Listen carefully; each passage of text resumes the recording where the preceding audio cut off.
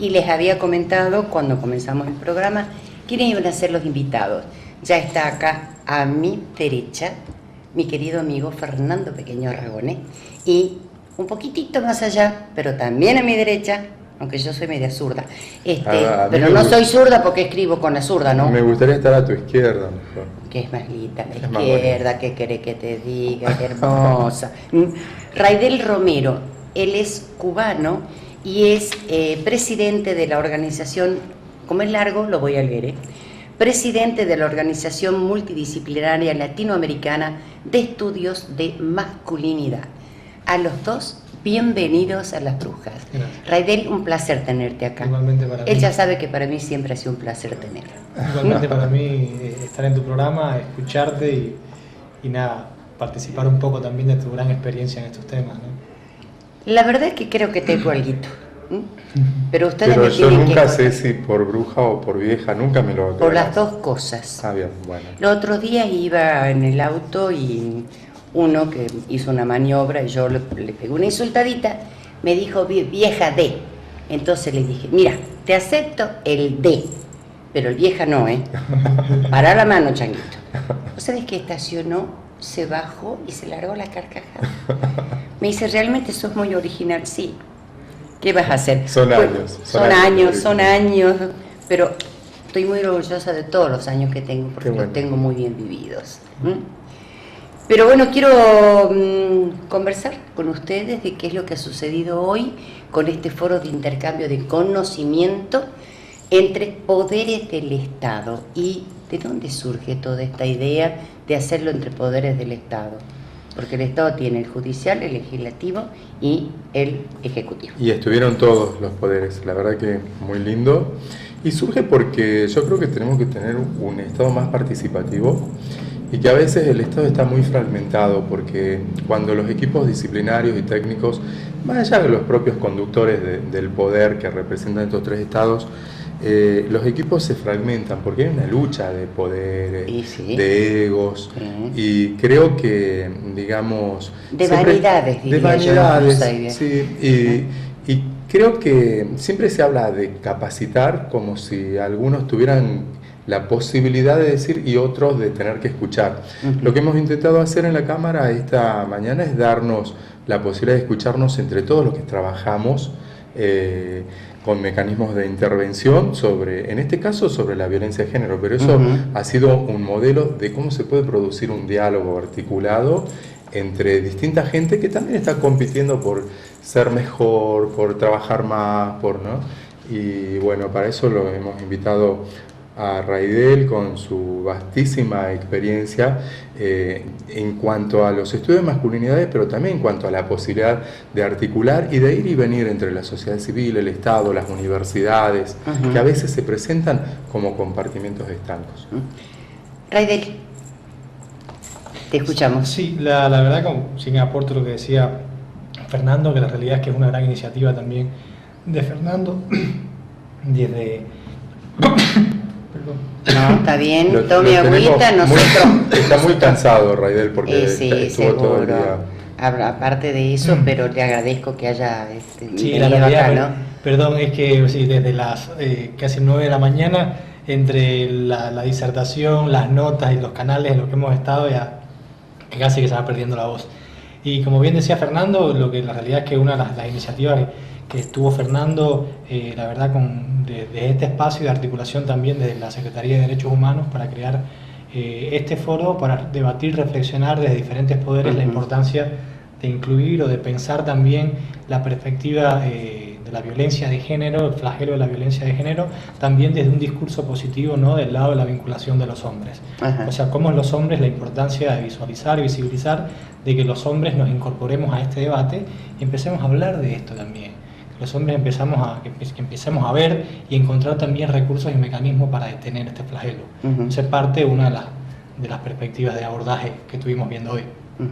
Me encanta porque mezcla su cubano con un porteñaje espectacular, me encanta, la verdad, ¿no? Pero me quedo con tu tono cubano. Sí, sí. Vos disculpame, soy porteña, pero la verdad que a veces a los porteños, no los bonaerenses, los porteños, me los tengo medio atragantados. ¿Y estuviste en Cuba hace poco? Sí, estuve en Cuba el año pasado y con muchas ganas de volver. realmente dije, bueno, voy a intentar hacerlo antes que tenga la perdición del materialismo.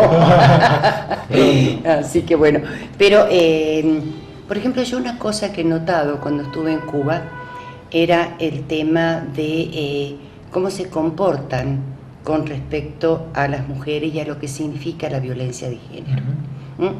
Hasta inclusive, esto vos sácame de la duda, porque alguno te puede decir una cosa y otros te pueden decir otra, cuando existe una violación, la cantidad de años que puede ir preso el violador. Puede ser que un poco más que toda su vida. Claro, el Estado no es benévolo con esas cosas. Exactamente. Sí, la realidad es que desde la política de Estado del gobierno revolucionario cubano se han pautado muy bien quizás las políticas y las leyes en función de estas cuestiones obviamente sociales, que va también mucho más allá también de otras políticas que se han generado en torno al bienestar social, y en ello tiene que ver en este caso que mencionabas el tema de la violencia, la violación, que es una violencia. Tal cual. Y en la violencia de género también se han creado, en torno a la violencia de género se han creado programas y campañas desde políticas de Estado y también de organizaciones de la sociedad civil muy interesantes, donde también se participa con la creación también de actividades políticas y culturales, en vínculo también con instituciones deportivas, para tratar de construir estos modelos hegemónicos de la masculinidad machista y obviamente hablar de la violencia de género en espacios quizás donde no se llevan esos temas o muchas veces ni siquiera conocen, ¿no? Claro. Quizás muchos varones cotidianamente hemos sido condicionados desde un sentido de propiedad de las mujeres, a partir desgraciadamente de ese machismo cultural, y la violencia de género quizás ha servido, desgraciadamente, un flagelo, pero que ha servido de cierta forma para empezar a abrir los ojos. Totalmente. Se dice que los países latinoamericanos son los que manejan más el machismo dentro de sus sociedades. Pero vos te vas a un país como Estados Unidos, un lugar al que yo nunca iría, de todas maneras, eso, acotación al margen, tuve 2 oportunidades y no fui, y allí también hay un ejercicio del machismo que se traduce en violencia de género. Los europeos no están exentos. Mi pregunta es la siguiente, a cualquiera de los dos, y la contesta el que quiere. ¿Influye mucho el consumo tanto de alcohol como de sustancias aditivas para desarrollar todo un tema que psíquicamente te lleve a ejercer la violencia sobre el otro? ¿O solamente es porque culturalmente se está preparado de esa manera? No, la realidad es que el consumo de determinados estupefacientes, la realidad más que nada quizás es un potenciador de una cuestión cultural. La realidad es que quizás desinhibe quizás una persona, el violento en muchos casos. Estamos iguales. Sí, se ha estigmatizado mucho y actualmente sirve como discurso para legitimar determinada práctica o eximir la responsabilidad cuando un violento dice no, porque yo estaba tomado. No, la realidad es que estar tomado simplemente lo que sirve como un recurso exacerba más. Efectivamente, que exacerba la violencia. Él siempre fue violento y tiene que ver por un tema cultural. Exacto. Simplemente el alcohol lo que hizo, obviamente, en el Estado, desinhibirle toda esa... desinhibirle esa subjetividad y ese aprendizaje cultural, y lo que hace es catalizarlo de esa forma. Así que la violencia de género en particular tiene que ver con un arraigo cultural de cómo a los hombres nos han condicionado en un sentido de la propiedad privada de las mujeres. Bueno, se habla, y Fernando, vos esto lo conoces bastante bien, que las provincias del norte son las que más hacen una práctica y un culto del machismo, pero no viene solamente por parte de los hombres, sino que las mujeres son las que inculcan este machismo. Por dar un ejemplo, anda a la hija mujer, pone la mesa, ¿y por qué no va mi hermano Javier? Y no, porque él es varón, ¿y qué tiene que ver? Entonces ya hay lo que vos decís lo analizábamos un poco en la Cámara esta mañana desde el punto de vista de las políticas públicas. También esto que hacen las mamás educando de una manera machista a sus hijos varones, es una omisión por parte de las políticas públicas que no apuntan al varón, están pensadas desde la intervención en la mujer, tanto en el plano de la salud, en el plano de la salud reproductiva, la violencia de género y demás, y es lo que planteamos nosotros, que la política pública tiene que empezar también a transformarse paralelamente a la transformación que ya han venido haciendo muchos varones, sí, y que hoy desestiman el machismo y que hoy pueden sumar voces muy potentes a desestimar la violencia de género. Uh-huh. Porque este conservadurismo que hablabas, de cierta forma, no pasa solamente en el norte salteño, pasa en todas nuestras casas. Uh-huh. Hoy por hoy se sigue, de cierta forma, se sigue reproduciendo un modelo tradicional. Hablemos que realmente los modelos de crianza que hoy tenemos simplemente son aprendizaje reproducido. Uh-huh. No hay un manual que diga de cómo criar a nuestro hijo y cómo inculcarles valores.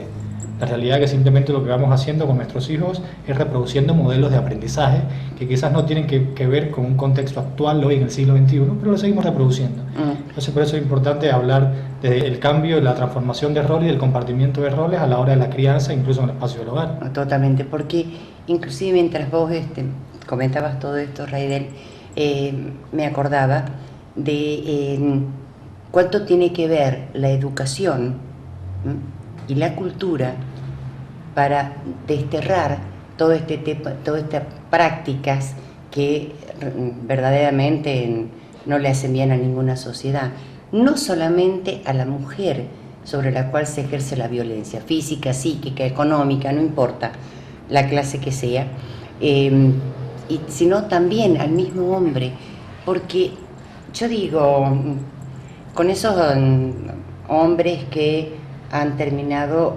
cometiendo femicidio en las mujeres, pareja, esposa, madre, lo que sea, cualquier sea la relación o el vínculo, el después, ¿cómo se sienten con ellos mismos?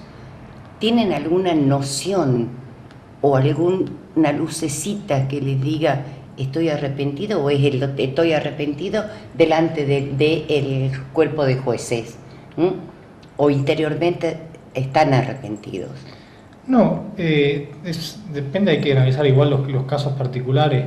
La realidad es que toda persona ante un acto específico puede llegar a un arrepentimiento de un hecho al ver la magnitud de ese hecho. Uh-huh. Muchos varones me ha pasado, tuve la oportunidad también de participar durante 4 años en un espacio de intervención con varones que ejercen violencia, y tuve la oportunidad también con el equipo profesional que tuvimos, interdisciplinario que estuvimos coordinando este espacio, de hablar, ¿no?, en el proceso terapéutico con muchos varones, y muchos decían lo mismo. La realidad es que en el acto en sí hay un desborde de esas ansiedades que en realidad no se miden consecuencias porque están descargando, ¿no?, todas esas ansiedades. Y una vez que ven los hechos, una vez que ven la persona en el piso, quizás muerta o dañada, que ven la consecuencia de sus hechos, a partir de ahí viene el aprendizaje o la búsqueda del perdón. No lo vuelvo a hacer más, no va a volver a pasar. Esos arrepentimientos son efímeros y no son reales. El violento sigue reproduciendo su conducta. El violento, la realidad es que la única forma que cambie su ejercicio y su práctica vincular es buscando ayuda. Es mediante un proceso psicoeducativo que le permita deconstruir ese modelo que tiene o esa percepción que tiene sobre el otro, ¿no?, o la otra. Entonces, la realidad es que muchos que terminaron matando a su pareja, hoy por hoy dicen de que ellos no querían matarla, que ellos se arrepienten. Sí. Pero bueno, la realidad es que a veces preguntas y dices, bueno, no te das cuenta cuando la estás golpeando. Por ejemplo, pasa con algunos agresores. Tuve la oportunidad de estar con algunos de ellos y me decían, yo la verdad no sabía, yo me nublé. Muchos dicen, yo me nublé y me vine a dar cuenta ya cuando estaba en el piso. Yo le decía, ¿no tuviste quizás la capacidad en el momento determinado cuando viste el primer golpe? Entonces ahí hay un tema también que trabajamos constantemente con los hombres, donde hay un delgado hilo entre las discusiones acaloradas a el primer ejercicio de violencia física. Entonces que hay que primero verla, visualizarla y saber que hay que salir de ese lugar y crear algún ejercicio, un mecanismo que te permita salir de ese espacio, relajar y buscar un espacio de diálogo nuevamente. El tema también está en que la mujer sobre la cual se ejerce la violencia llega un momento en que está tan como acostumbrada, diría yo, lamentablemente, pero es psicológico, no es que sea me gusta que me golpeen, no, para nada, o me agredan verbalmente, sino que ya llega un momento en que entró en una obnubilación, como decías vos recién, y honestamente no sabe cómo salir, hasta que le hace un clic y dice, bueno, esto se terminó. Entonces, ¿cómo las ayudamos desde la perspectiva masculina? No, la realidad me parece que primero es seguir los mecanismos que muchas instituciones y campañas y espacios, como la misma ley 26485, y muchos espacios también que se han generado en torno a la violencia de género, que es el tema de la denuncia, buscar espacios de contención, fortalecer las redes de vínculo. Una de las cosas características de la violencia de género es que el agresor corta las redes vinculares de vínculos afectivos de su pareja, familias, amigos, etcétera, para que no tenga espacio de contención, para que no se sepa por lo que está pasando esta persona. Y hay un espacio, quizás lo primero, que los recursos que hoy tenemos es denunciar, buscar obviamente la institución pertinente, no solo para hacer la denuncia, sino para que cree el espacio de contención, medir el nivel de riesgo, para que las instituciones, la sociedad civil o el Estado se encarguen obviamente de darle atención a esa persona y a su familia. Importante que es una atención que debe ser directa para la familia. Y lo otro que estamos buscando desde la perspectiva de masculinidades, del trabajo con varones, es crear también espacios que se está creando. Hay algunas iniciativas en la ciudad de Buenos Aires y algunas también provinciales de espacios de intervención con hombres que ejercen violencia, pero derivados judicialmente.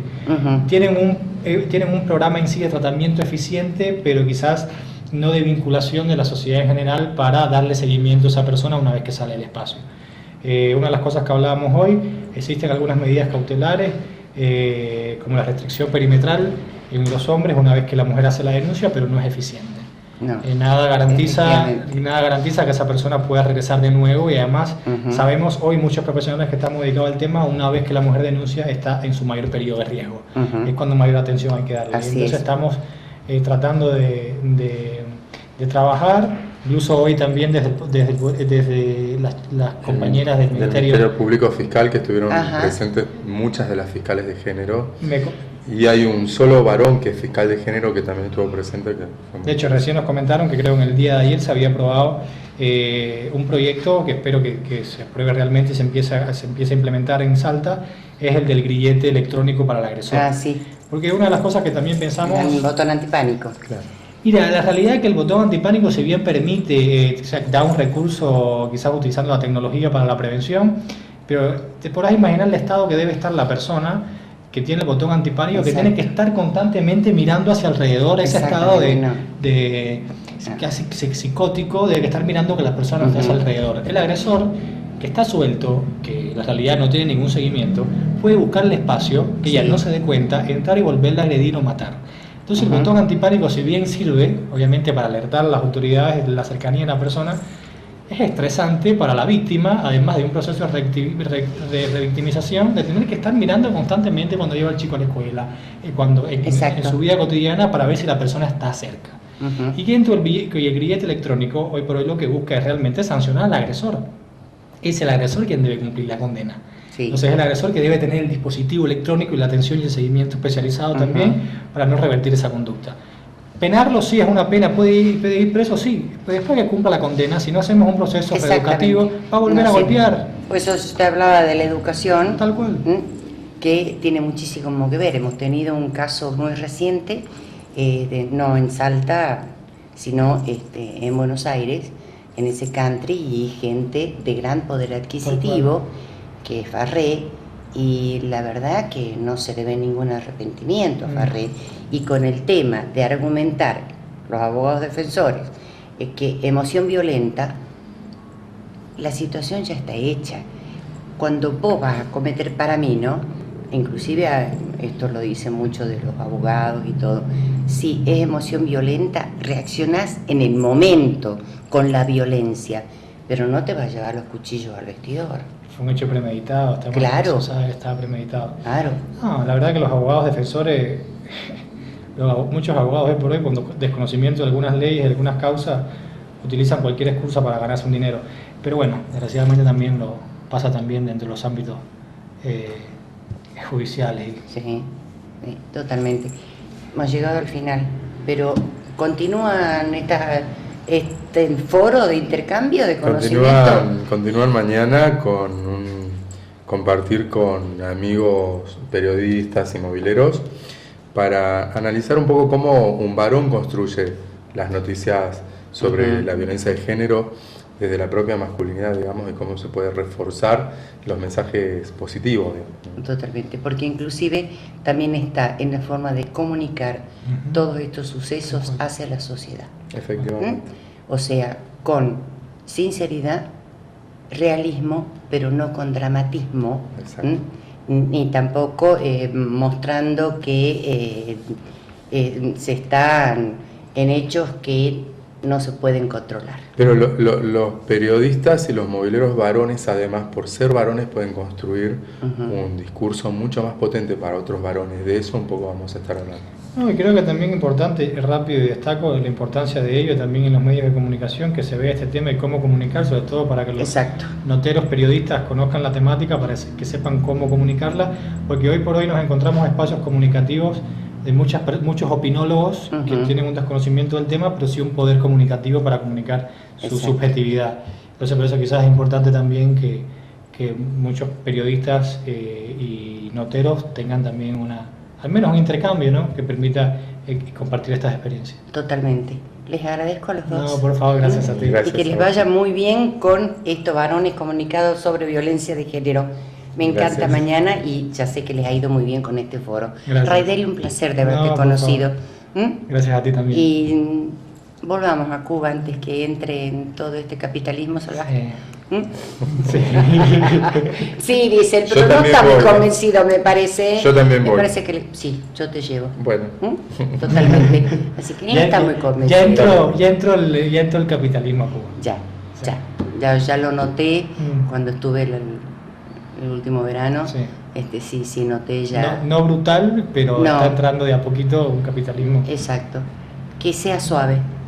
Porque es un país con mucha cultura, muchos valores, demasiados valores, nuestro Che, tal cual. Y políticas erradas o no en cuanto a lo que hablamos de violencia, pero en cuanto a lo que es educación y salud, tal cual. Honestamente no hay otro igual. Tal cual.